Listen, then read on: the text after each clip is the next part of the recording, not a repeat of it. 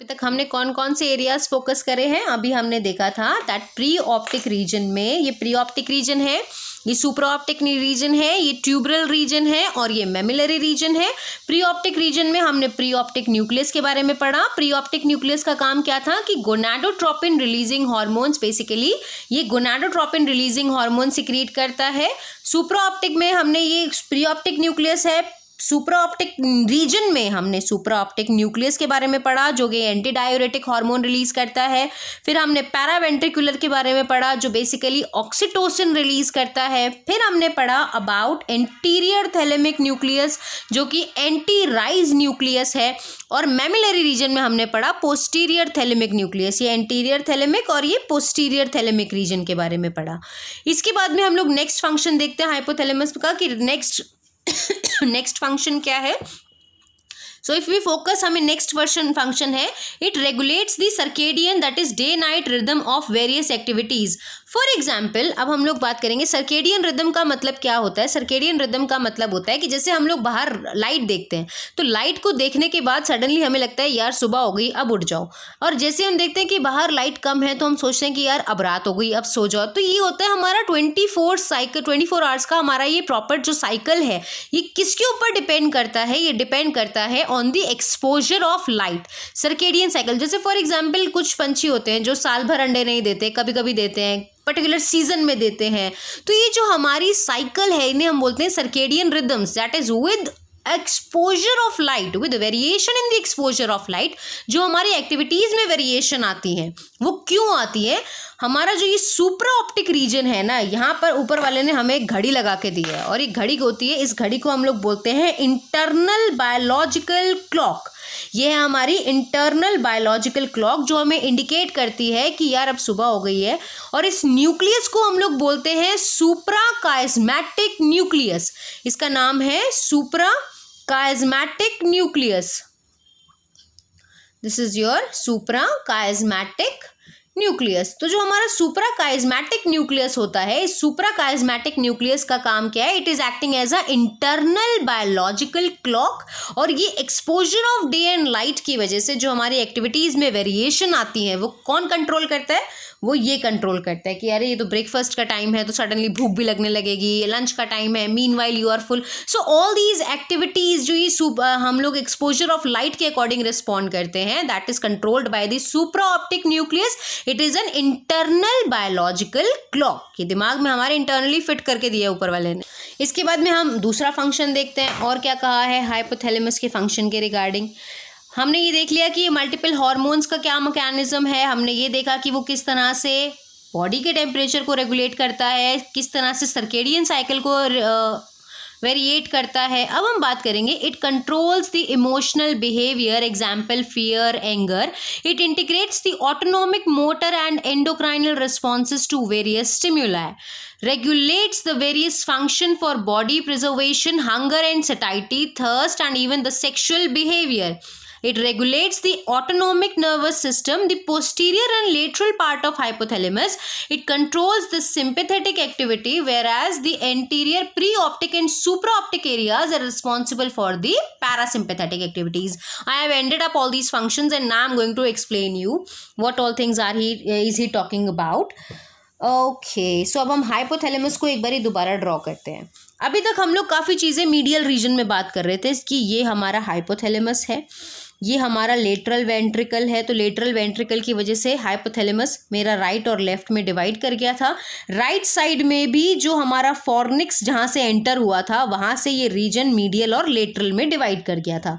Medial reason को हमने फिर 4 हिस्सों में डिवाइड करा। पहला था हमारा प्री ऑप्टिक रीजन, फिर सुपर ऑप्टिक रीजन, फिर tuberal region and mamillary reason.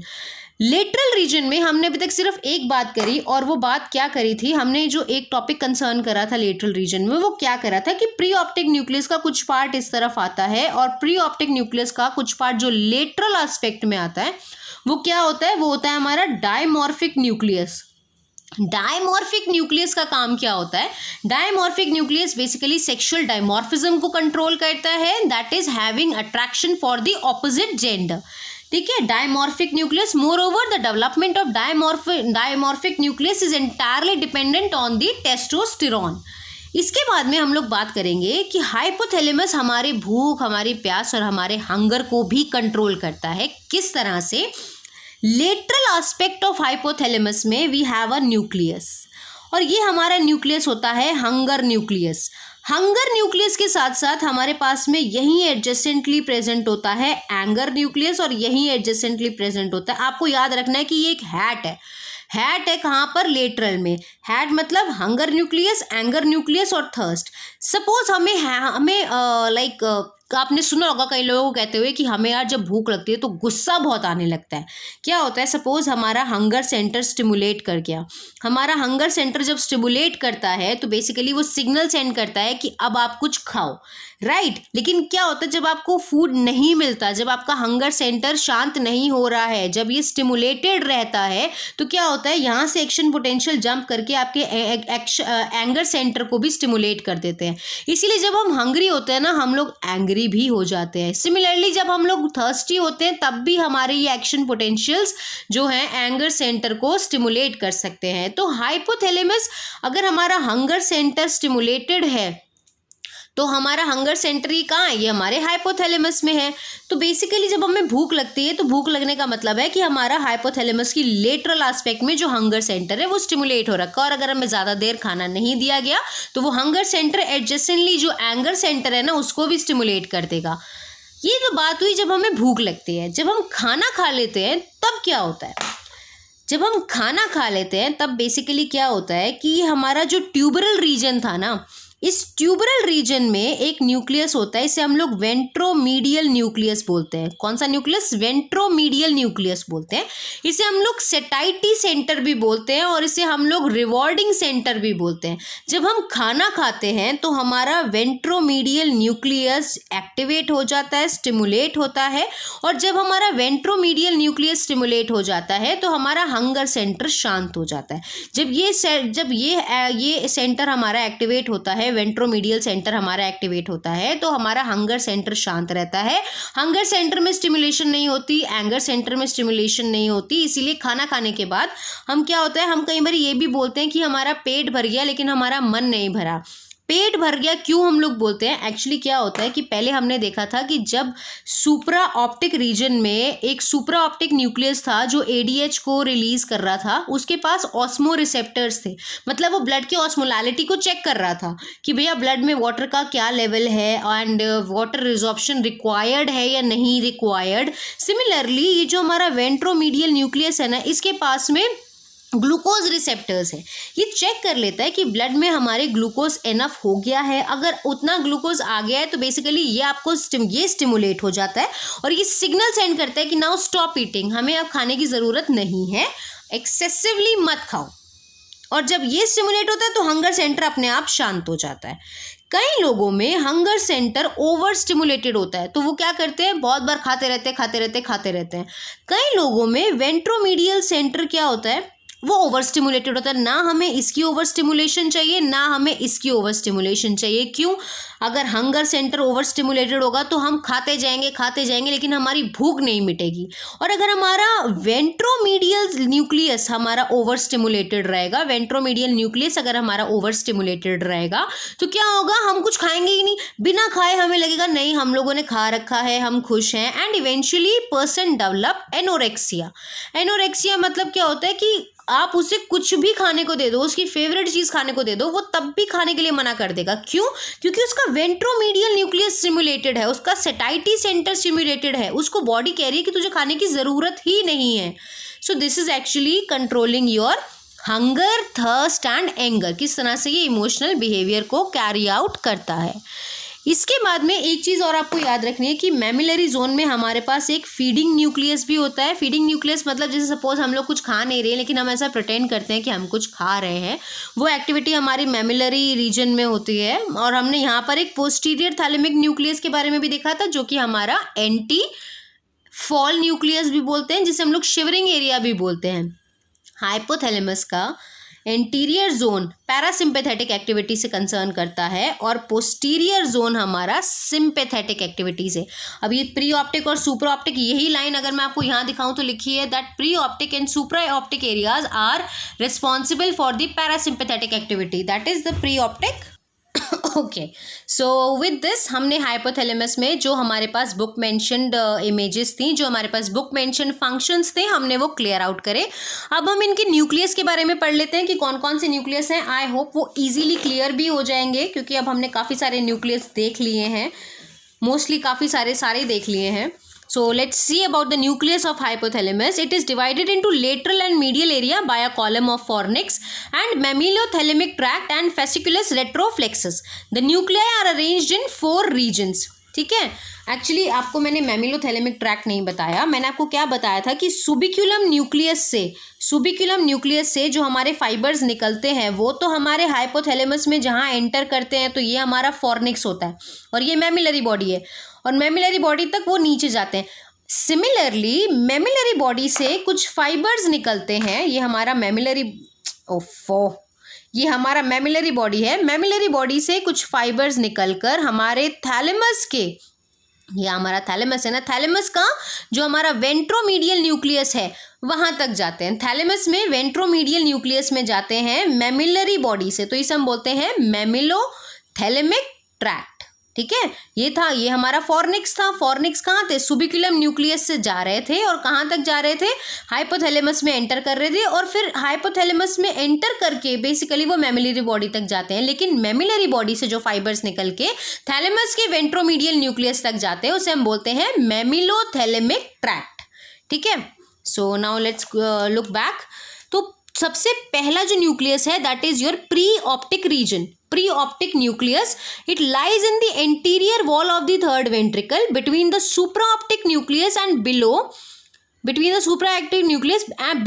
and the anterior commissure above. Basically उन्होंने आपको प्रॉपर आइडेंटिफिकेशन दी है कि आपका होता कहाँ है। हमने पहले भी बोला कि हमारा जो हाइपोथैलेमस है, हाइपोथैलेमस हमारे लेटरल वेंट्रिकल, जो हमारा थर्ड वेंट्रिकल है उसके एंटीरियर रीजन में, लेटरल एरिया में एंटीरियरली ये हमारा हाइपोथैलेमस था।